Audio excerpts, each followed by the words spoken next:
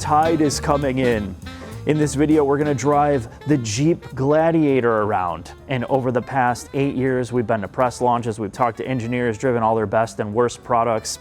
And we're gonna talk about, honestly, where we feel Stellantis is and all the sub-brands of this, from Jeep, Chrysler, Dodge, and some of the things they're doing great and some of the things they can't seem to get right. Now, this is our opinion and our experience. This is not the gospel. This is not a personal attack on engineers, executives, PR. This is just observations. So take that for what it's worth. We're gonna drive it and then sum all this up.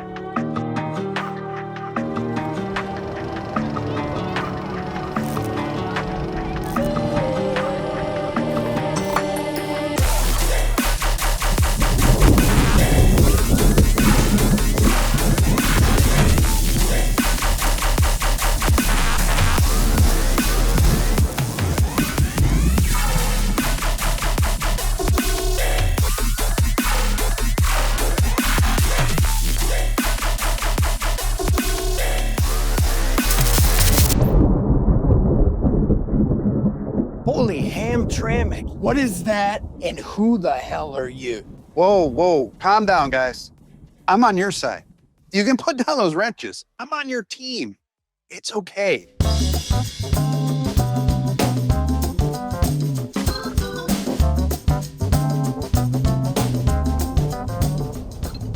Ready to go off-roading? I am.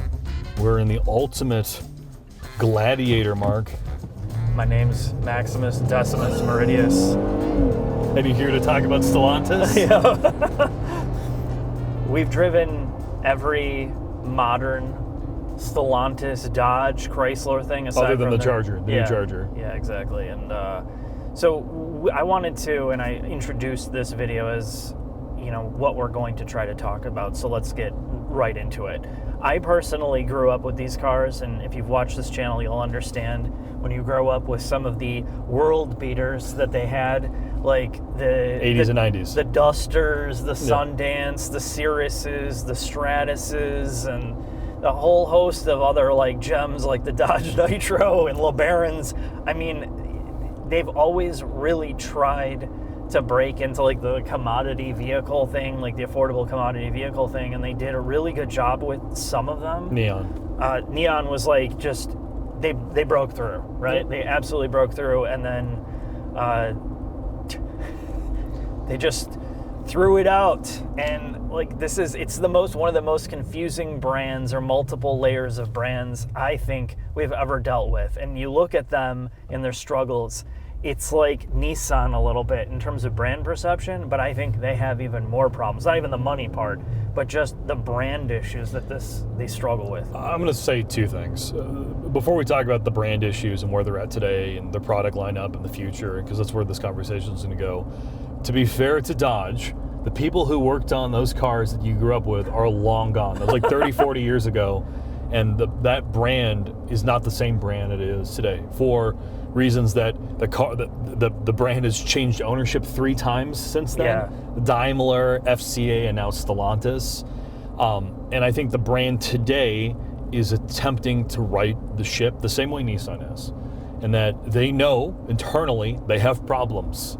They have problems with QC issues, they have problems with brand perception, and they have problems with their product portfolio, which is basically everything. So let's talk about how they got here first, sort of their trials and tribulations. So I'm going to start from, let's say, the Daimler era onwards. So they got bought by Daimler, and Daimler infused them with a ton of money because they desperately needed it at that point. And they ended up creating some pretty, I hate to say compelling products for the era. The main thing is Charger, Chrysler 300, and Challenger. They were all built in the ML-based Grand Cherokee of that era. They used the money and the platforms that Daimler could give them to build their product portfolio that was honestly competitive and profitable. The thing that most people don't know, and I know this for a fact from people internally, Daimler, their parent company, took a vast amount of the profits that was made off of those platforms and wouldn't let them reinvest. And that becomes one of the issues of what is now Stellantis over the last 30 years of having different owners. The company keeps getting bought by different companies or joining different groups, and the profits off of their successful models are never reinvested. They're siphoned out to fund other things. And that's what hurts them. It isn't necessarily the engineers, it's the fact that the money they're making off their cars to improve their cars isn't going back into the same company that's building them, right? One of the jokes that if you talked, this was a joke a Ram engineer told me when the new Ram came out. Ram has an F1 team. It just doesn't happen to say Ram on it, right? The Ram and Jeep was paying the bills for back then FCA. The profits from those divisions, stupidly, weren't going back into the cars that were, making that company money, right? I mean, that's one of the things that's always hurt them. When we first got into trouble with Dodge, really was in the Charger Challenger era, right? Of all these cars having crappy interiors and feeling like they were 20 years old, despite being, very expensive and having high margins. And one of the reasons for that is, if you're being honest, they were never given the money to reinvest in those cars to keep them modern. Instead, they changed trim levels, threw more power at them, and they wouldn't, reinvent the wheel from an architecture perspective. And that's what hurt them in that era, and those decisions, because it takes a long time to make new cars, hurts them today. And I think the other issue that they have is, again, of the profitable brands in the Stellantis envelope, you really have Ram and Jeep. Those are the two that really make money and always have. When their leadership isn't from the US, really the people that are like high-level decision makers aren't necessarily all Americans, or you're reporting to a board that isn't entirely American, you're going to have a group of people making decisions for a product they don't fully understand, and nor do they fully understand the country. So I think that, all of that is coming into play now, right? Dodge invested, or Stellantis invested heavily into their new architecture, the STLA Large, which underpins started with the Grand Cherokee platform, their double wishbone thing that they're now using in their Charger EV and their Charger ICE. They have the inline six that's underpinning a lot of their vehicles, and their new 4-cylinder, which is replacing their Pentastar V6. So I think, some of those decisions, like moving away from V8s and a lot of these things that Americans want V8s in, is bit them, and now they're quickly trying to reverse that decision. But they now have new leadership here in the US, which is really some of their old American leadership, which might make things better, hopefully will, but I don't think you're going to see a lot of those improvements or changes for 3 to 5 years, because that's how long it takes to develop a new product. I just get the feeling, man, and I get it, and I think we're both on the same page, just coming at it from a different angle, is there's just so many excuses that you can make for the same types of mistakes that you make. And a lot of that is a top-down mentality. Oh, it's a leadership problem. It's always been a leadership thing of, the idea of what they wanted to do didn't really match the reality. And we heard kind of a lot of excuses early on, and it's a lot to what you're saying, is they're not going to publicly say some of this stuff, they can't disparage their own brand, their own parent company. And that really makes it hard for some of the engineers and the leadership when they're constrained that way and they're stuck with certain products. Because if you rock the boat too badly internally in a company, you're the easy one to get rid of. Right. And as a media side, it's, no one internally is going to be like, we got screwed by our parent company because they wouldn't let us spend the money on the product that made the money. Yeah. So, I'm if you don't see us in any future Stellantis products anytime soon, it's due to this conversation. But from my understanding, for the people that work there, that's the reality of it. I know from an executive that is no longer at Jeep and is gone now, he told me in a moment of pure honesty, which was surprising, they are very aware internally of their problems, but they can't seem to fix some of them, like reliability and QC, right? They had issues with the rollout of this generation Grand Cherokee. The Grand Wagoneer, or the Wagoneer architecture, has some reliability problems. The 4xe, which is sort of their big technology, the case of the Grand Cherokees has all sorts of issues. But this is, again, dude, it's like... And they're saying they're working on it internally. He told me it was his biggest thing. But this is like... it's not an excuse. And this is where I struggle with a lot of these brands. And again, it's when you have leadership that's been in these positions for a long enough time. We're talking about multiple generations of this. This is not a startup company. This is a company that struggled to do the very basics of, having a solid commodity car. Then we're going to get rid of it. Then we're going to do this. Now we're going to go up market. No, we're going to do EVs, or we're going to do hybrids. And then they have a shitload of problems with this and that. And, you know, like, they've never seemed to just nail it and be like, we got it, we know our identity. It's always like flip-flopping around, and they always seem to be the ones last. I will argue they know their identity very well in something like this, the Gladiator and the Wrangler. Yes. Well, there are problems with them, and like our buddy Alex, or my buddy Alex, bought a JL off of our JL video, and his 2020 or 2019 Rubicon, which was like a $55,000 Wrangler, had all 4 aluminum doors rot out within the first like 2 years of ownership, and it had a 3.6 rebuild of its head, which is, you know, that's an old motor, and the fact that you have a 2-year-old vehicle have all of its door skins rot out isn't great. Yeah, again, dude, like, I feel like this is such a broken record with a lot of their products. I'm just trying to be constructive about it, because we talked to a lot of brands about this, and, you know, it's not just Stellantis and not just the team. And again, it's not about the people part of it either. It's more about trying to really focus on what it is you want to do and consolidate down to what you're really strong at. And I think they've struggled with this for a long time. They kind of know, but they also have never been able to master the very thing that they've needed to do. Is there's no reason why they can't have a really strong RAV4 competition, or with strong residuals and really high reliability. There's no reason why they can't have a compact car. They did it in the past that can be like competitive. A Civic Fighter. Right. Yeah. So now they're just stuck in big overpriced trucks. They double down. Everybody wants trucks. Well, now you see those numbers. You know, people may want trucks, but they don't want $85,000 Luxo trucks they can't afford. Yeah. You know, the Grand Wagoneer has not gone now well for we're them. a luxury brand. Yeah. But you can't even get your products working right. Like, you can't even, you know, the eco diesels, the 4xe, the hybridization stuff, all those struggles that they've had on all these technology focused products. It's like every single time there's this asterisk by the stuff. I think what they've done well, constructively, the new Grand Cherokee, that architecture's great. Yeah, no, for sure. For in the 40s or whatever you get a base one for, that's a double wishbone Jeep. Yeah, platform wise. Is well, and I think it's a well-executed vehicle. Yeah. Their issue, whether it's true or not, is the perception of reliability of that, right? The Ram truck is still very competitive, yet they added back the V8. Sales are like 33% orders are now all V8s, which is great. They know that market, they've done it well. You know, their cash cow, the JL, the Wrangler, is very unique and good for what it does. It's not a great street car, but that's not why people buy them. Buy them because it's a convertible truck thing, like we talked about in the original video. Right. They've done that well. I think their issue moving forward is, how do we keep things like the Charger, the 2-door and the 4-door, appealing in the same way the old one was with the V8? Figure out how to bring some of that character back and get people excited to buy it, which, not having driven the 6-pack yet, I think it's my understanding it's a step in the right direction. But what they really need is solid, cheap vehicles. Solid, not only cheap for just money-wise, but solid in that it's going to work and it's going to have a reasonable residual, like something like a RAV.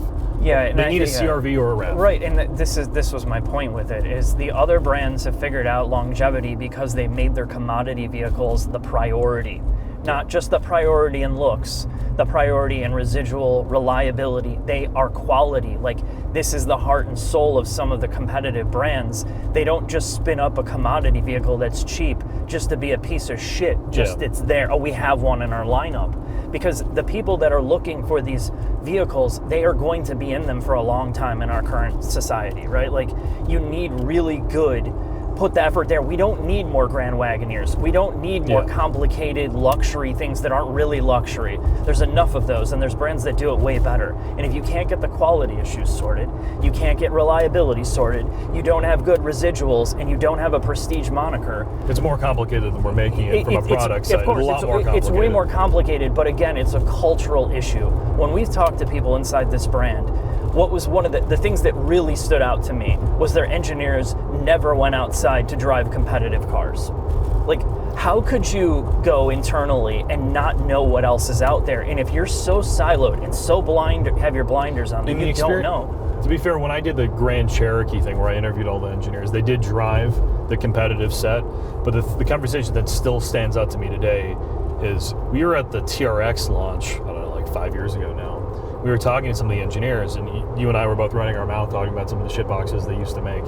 And one of those guys worked on Caliber. Right. And we asked him, like, how, this is not a good car. Right. And his excuse was, what do you expect? It was cheap. Yeah, and that's a cultural problem. That's not an engineering problem. It's a cultural problem. Because an equivalent RAV4 of that era, or CRV, or Civic, or Corolla, sure, they weren't nice cars, but they were bomb-proof. Right, yeah. And for their price point, they were heads and shoulders above, like, an equivalent American cheap vehicle. Right.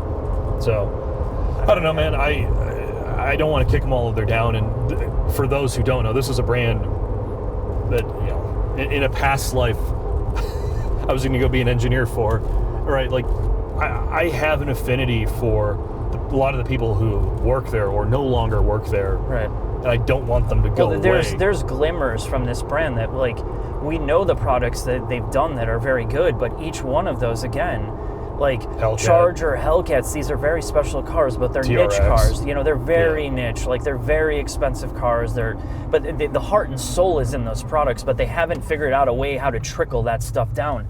The Pacifica, right? When that thing came out, I mean, it was god tier. Dude, look what they were able to do with that minivan. What have they done with it since? Zero. Yeah. They made it worse. That thing's been out since before I graduated university. No, I know. Yeah, it's been around for a long time. Chrysler, what do they make? Nothing. Zero, nothing. Yeah. Like, it's unbelievable to me that you can have such a massive company, a massive amount of resources, and just, like, these things fall by the wayside. And I clearly, we're not inside it. And if we don't understand it, and people are struggling to understand, like, the direction, I can't imagine what they're going through internally. Like, I just don't get it. Yeah, I'm going to be honest. We're probably not the only. In fact, I know we're not the only journalists or even members of the public that feel this way. Yeah.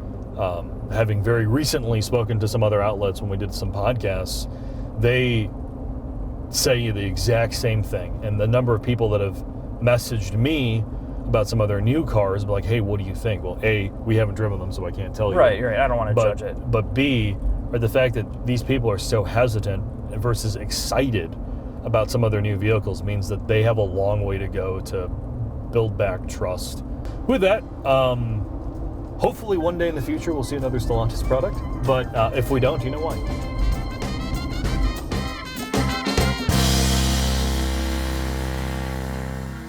Now, to sum all this up, most average buyers don't care about all the business difficulties and excuses you can make of why and how.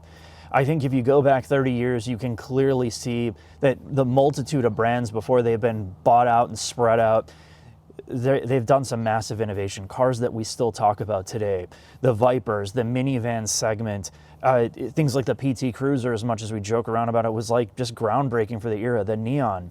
And I could go on and on. In recent history, they have created some of the most exciting products. We drove at Bondurant before it was Radwood with their Hellcats, the manual transmission Hellcats that sadly have turned into a meme from, like, the street takeover stuff.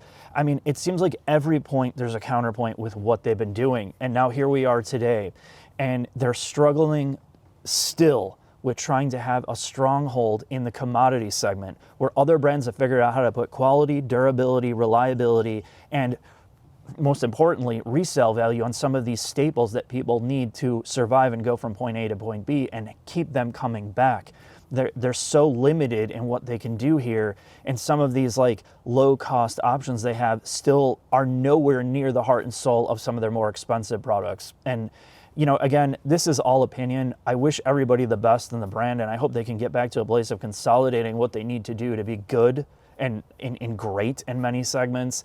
Because, like, even this thing I'm sitting, it's not for everybody, but it's just oozing with charisma, and a lot of their products do. So that's it. That's all I'm going to say.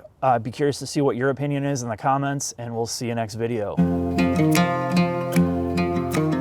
you want to keep working for the system, or do you want to take on the system? Look, the bottom line is, this is not the electric car that they want the Brotherhood to have. This is a Dodge. This is an electric muscle car that will make the rule makers, the suits, and the lawyers wish they hadn't had a kale smoothie for lunch when they launched this thing. What's a kale smoothie? I don't really know, but you don't want one.